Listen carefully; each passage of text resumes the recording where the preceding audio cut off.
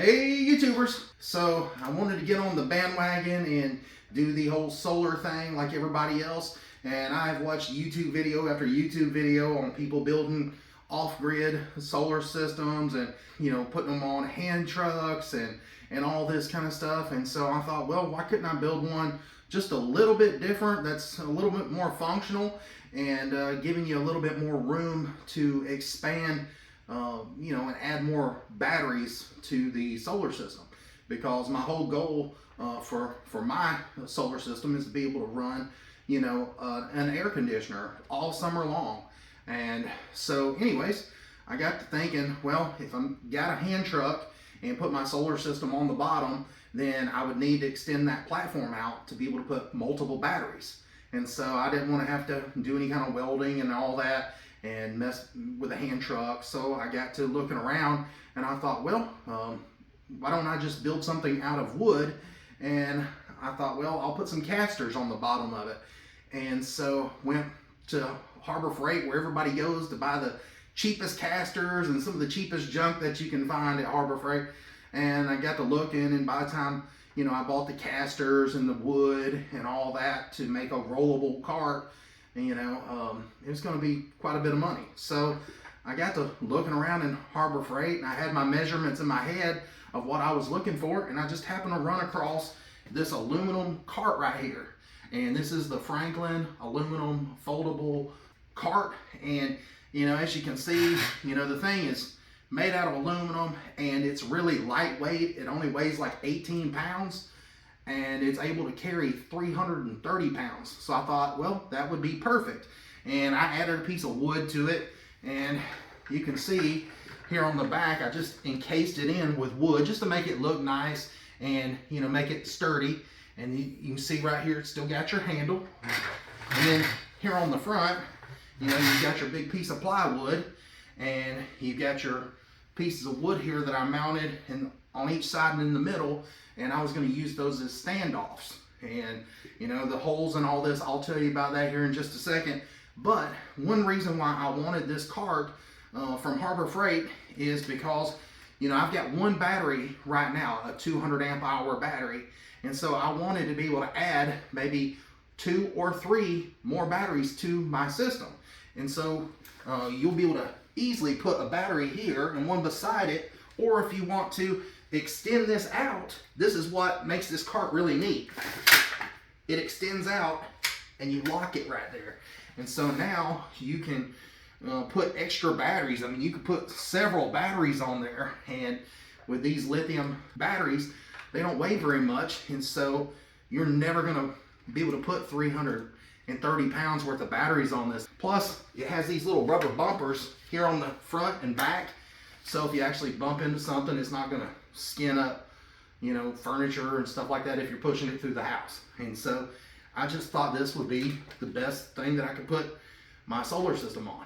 So I wanted to explain to you guys the reason that I've got the boards here and the sides in the middle, and that is because I plan on running a RV charge controller. And it doesn't matter which charge controller you have, this is just one that I was gonna use. And as you can see, I was gonna mount it like right in here. And that's the reason why I drilled the hole, was because the heat sinks here on the back of the RV charge controller. And so I figured that if I could take just a little 5-volt case fan and mount it right here and blow through that hole, and it blows on those heat sinks, that it's going to keep that nice and cool. And you might say, well, you don't need that, it'll run fine without it. And yeah, you're right, it don't need a cooling fan. But think about it this way: if you overheat these components, that's the worst thing you can do for them. It's just keeping them hot all the time. And if you was to take this thing outside, and it's sitting in the sun, it might get a little too hot. So I thought, well, I'll do everything that I can and spend $10 on a fan just to keep these components nice and cool. And so I'm gonna mount my charge controller over here. And then on the other side, I'm gonna mount my Samlex power inverter. Well, it's gonna be mounted like this right here. And so, anyways, the cool thing is not only is it going to have a cooling fan for the charge controller, but it's going to have one for the power inverter as well. And these little boards helps elevate your components up off the board instead of, you know, these components being stuck up against the wood. And everybody knows that wood is an insulator. So when your electrical components get hot, that wood just helps insulate and just keeps it warm back there. So I figured if I could elevate this up off the board there and elevate your components a little inch off the plywood, that it would help keep them cooler. Just thought it was a good idea. Figured I'd share it with you guys. And so anyways, I got all the woodworking done. I laid everything out the way that I want it. And I cut all my holes for the fans. And then here in the middle, that is for my on-off switch for my Fleks inverter. And then also it's got a little gauge there in the middle. It tells like your battery life and all that. So this is going to fit here in the middle. And then, you know, like I said, all your components are going to fit here on the sides. And then also, if you ever had to replace a component, let's say down the road my charge controller went bad, most of the time, most of your charge controllers will fit in between here. So I just have to remount it on this piece of wood, and it's still elevated up off the surface, and I'll still have a cooling fan back here. So, you know, it works with, you know, all your components, and I just think it makes sense. And some of you guys might say, well, you don't need all that. Well, it's like this. I'd rather pay 10 bucks for a cooling fan that runs on 5 volts. It hardly uses any electricity. It puts out quite a bit of air. And, you know, if it helps prolong these components and I get another 6 months or a year out of them, it beats having to pay, you know, another 150 bucks for a charge controller or $500+ for an inverter. So I think I'm going to take my chances with that. All right, so for those of you that's interested and might want to build the same system that I'm building, this is the cart from Harbor Freight. It's the Franklin 16x28 aluminum folding platform truck. And you can see normally it runs $50. I think with a coupon or it was on sale or something, I got it for like 40 bucks. And I thought, well, you know, for the price of wood and casters and all that, you know, and being only 18 pounds, I couldn't build it out of wood and, you know, it'd be that light. And so the only wood that I would need is just a piece of plywood to go right in here and some little 1x boards to act as standoffs. And you can look right here, there's a 330 pound capacity. It's got 4-inch casters, 2 rigid, 2 swivel casters. And, you know, there's the SKU number 58301. And so right here it tells you that it weighs 18 pounds and that it's rated at 330 pounds. In this video, I'm going to show you a few tips and tricks on how to set your system up to where it just makes the most sense and make your components last longer and just make things a little bit easier on you. I'm going to show you some you know, different things that help you along the way, and I'm going to show you some cool tools along the way, so stick around. But first things first, you know, I went ahead and put everything on the board and laid it out and engineered it to where, you know, I liked everything and the placement for everything. And, you know, I used the jigsaw to cut this out. I used a drill to drill the holes for the jigsaw blade. And, you know, it just takes a second to measure everything off and make it look nice. You don't have to go to this extreme. I could have left this board just natural wood, but, you know, I thought, well, it would probably show up a little bit better for you guys at home, so I painted it white. But you guys don't have to do that. You can just use a piece of plywood. It don't have to be this fancy. But as you can see, I'm going to go ahead and mount my little control panel right there, and it fits nice and tight. And then as far as the charge controller, mounts up right in here. And as you can see, I've already got the holes drilled for it. And kind of hard to do on camera. But anyways, you just take a drill and you just mount everything to the board. And I'm not going to show you guys all this.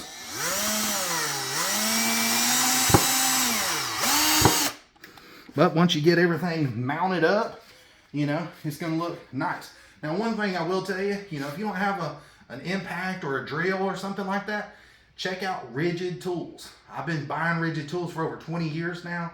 And the reason I buy Rigid Tools over Makita Milwaukee or any of the other brands is because they have a lifetime warranty on the tool and the battery. So let's say your battery goes dead, you know, and you have a DeWalt drill, well, you're stuck buying one of those expensive DeWalt batteries. If mine goes bad, all I do is call up Rigid, and they do a test with you over the phone and just basically diagnose your battery to see if it's dead or if it's still got some life in it.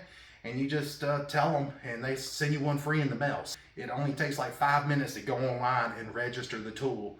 And, you know, amazing company. And for you folks that don't know, TTI owns Ryobi, they own Rigid, and Milwaukee, so it's all the same company. All right, so I got everything mounted on here. I've got the inverter over here, got the charge controller over here. Just mount everything to a piece of plywood. You don't have to paint it or anything. But another trick that I did was, you know, I wanted to use a piece of plywood and I wanted to paint it white. And I figured if I took it outside or whatever, if this was, you know, exposed to elements, it'd keep it from the wood from rotting. But also that white paint is going to keep it a lot cooler than, let's say, you had a black painted piece of wood. You know, it might look a little cooler, you know, being painted black, but you know, it's going to be a lot cooler to the touch, and I figured it might help the components run a little bit cooler, you know, if it's mounted on a whiteboard. And anyways, I also mounted this little display up here, and it's really neat. You can see that, you know, it's got just a little display on it, and it's just not an on and off switch like your typical inverters like they normally come with. This one here actually has, you know, a little graph on it that tells you your output power, and it's got like a little battery graph. It tells you your battery voltage, and it tells you your input fault, your output fault, and all of that. So you know, this little gauge is actually pretty cool. And then all you do is just plug it into your inverter right there, and I made sure to leave a little hole next to the gauge so I could spin it around. And you can see right here, it just the wire, there's plenty enough wire. I think there's like 10 or 16 feet of wire. You can check it out on the Samlex USA website, and it just actually plugs in right in there. And so once you plug it in, you're good to go. And you know, for some of you guys are going to say, oh, that looks a little heavy going this way, and it is. It is a little bit got more weight going to the front. But my way of thinking is, whenever I put the batteries down there on the bottom and I strap them to the cart, because I plan on using like a cam buckle strap, and I'm going to strap them down to the cart, and I'm going to strap them back to the back part right here as well as the bottom. And I figured that would help support it, and it's going to put all the weight on the bottom, and you know, it's going to help straighten this up just a little bit. And so shouldn't have to worry about it falling over or being rickety. And it's not rickety now, it's just a little bit heavier going this way, so at least it's not wanting to fall back. Alright, so I told you guys that I was going to add a couple of cooling fans to the back where these holes are, and you can see that I've already got one mounted here. And these are AC Infinity fans. I found these on Amazon, and they're super cheap, but they got very good reviews, and they are a ball bearing type fan. These things are supposed to be able to run like 6 or 7 years, running 24 hours a day. These things have a long lifespan. So you know, if you're wondering, you know, what kind of power am I going to use with these fans, well, I thought about it, and I thought, well, since this is a 12-volt system, you know, I could just run 12 volts to it. And then I got to thinking, well, why would I run 12 volts to it when I could, you know, just take and run like a 12 volt cigarette lighter adapter. This is a NOCO one. I found this one on Amazon. Now, I'm not trying to sell you guys, I'm not an Amazon affiliate, but I will put links to it down below. I don't make anything off of it. I just went on Amazon just like you guys at home would. And you know, I found this NOCO cigarette lighter plug, and it's got the two big heavy battery lugs on it, and then it has a fuse. And so I figured these would be really nice. This was like 12 or 13 bucks, and then you have a little cap that goes over it. And so what I was going to do is just take a cigarette lighter USB plug here and just plug it in, and then what this does is it converts it from the 12 volts into right here. You're going to have two 5-volt ports. So 5 volts is more efficient than 12 volts, and that's what I'm going to use to run these two fans. And so it's going to be very easy because all these do is just plug into a USB port. And I just have a power station right here, and I'm going to show you guys. It just plugs right in. That's a USB port. And once you get them all plugged up, then you can see that both fans are daisy chained together. And it's pretty cool because it comes with a switch, and you can turn them all low and medium and high. And these things put out a heck of a lot of air. A heck of a lot of air. And you know, you get a nice little nameplate here on the front, so they look sharp too, but you will only see the back side because, you know, once you mount them up, air is coming out this way. So you're going to mount the other one just like this. And they have these little silicone pads on there, like little vibration dampeners. And so what you want to do is just take these screws out of each fan and hold on to those little rubber isolators.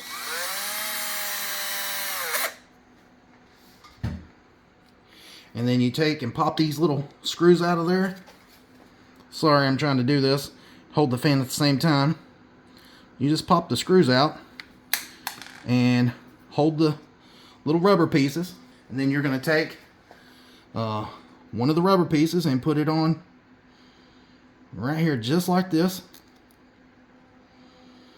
And you're going to run it through just like that. And you're going to take this one. And you're going to take and pre-drill your holes, because on these case fans like this, the holes are real close to the edge of the wood.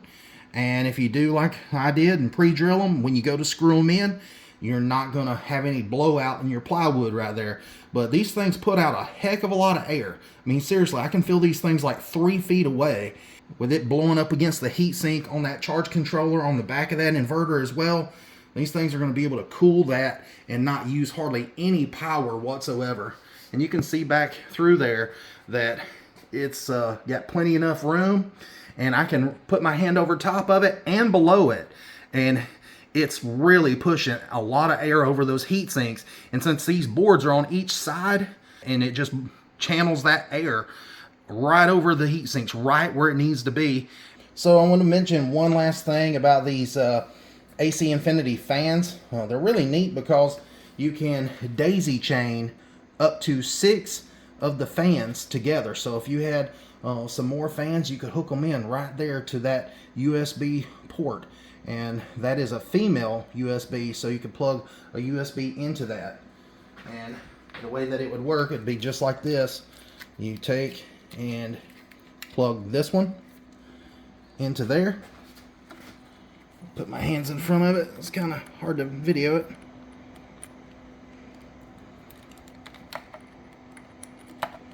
And it's got power right now. It's running. And you can see right here, it started right away. So like I said, you can daisy chain these fans, 4 of these fans together. Now if you want to run these fans on an AC adapter, it says in the manual that you can daisy chain up to 6 of these fans with an AC adapter, and only 4 like this with running on the 5-volt DC. And so I thought that was really neat. And also I just took to get a little tension off the wires here, and I just mounted the little controller there with some little Harbor Freight nylon cable clamps just to act as a little strain relief. And thought that was pretty neat, so you can walk up and flip the switch and control it and put it on a different speed. And then also, you know, like I said, if you want to plug something into that USB outlet right there, then you can. It doesn't have to be a fan. As long as it doesn't pull too much power from these fans, you could run it right there. So just thought that was a pretty cool feature.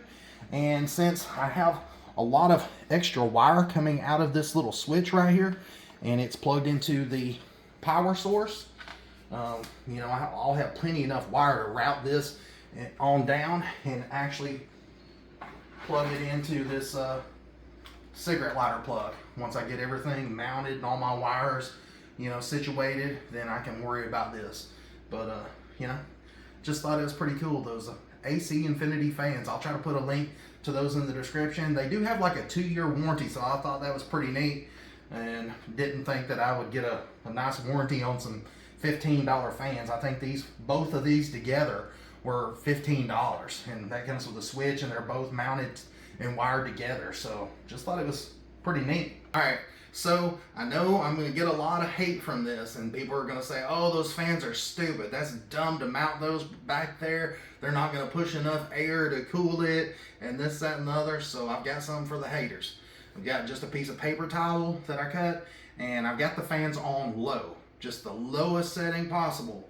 And you can feel air coming out the top right here and up underneath the bottom. And you can take that piece of paper towel and you can see it's blowing it up right there. And that's on both sides. You can see it blowing the paper towel up that high up off the... Now I'm going to turn it up to medium. And you can see, I mean, it's floating that paper towel, you know, pretty good ways up off that board.